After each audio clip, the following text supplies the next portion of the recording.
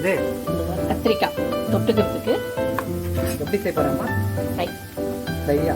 நல்லா இருக்குமா? இதுக்கு முதல் ரவுண்ட் ரவுண்டாக சின்னதாக வெட்டி எடுத்து ஓகே. ஸ்லைஸாக சிக்கன் கடையில் வைக்கிறது இல்லையா, கபாப் ரெடிமேட் கபாப் மசாலா எப்படிமா செய்கிறேன்? நல்லா இருக்குமா? நல்லா தான் இருக்கும். இது கொஞ்சம் டிஃப்ரெண்ட்டாக இருக்குல்ல?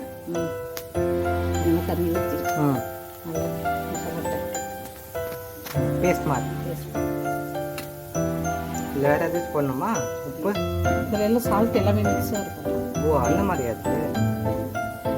இதில் போட்டு நல்லா எல்லாத்தையும் மிக்ஸ் ஆகிற மாதிரி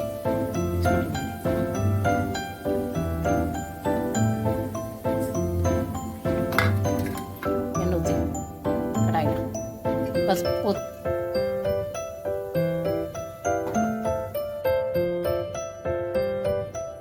எண்ணெய் சுட்ட உடனே இதை தோசை கல்ல அப்படியே போட்டு ஃப்ரை பண்ணி திருப்பி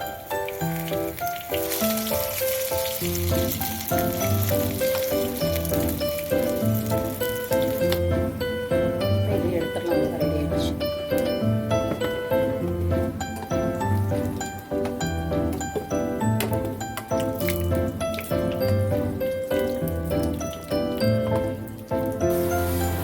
அவ்வளோதான், சூப்பராக கத்திரிக்காய் ஃப்ரை ரெடி. இது எல்லா சாம்பார் சாதம் எல்லாத்துக்குமே நல்லாயிருக்கும். ட்ரை பண்ணி பாருங்கள், பிடிக்கும்.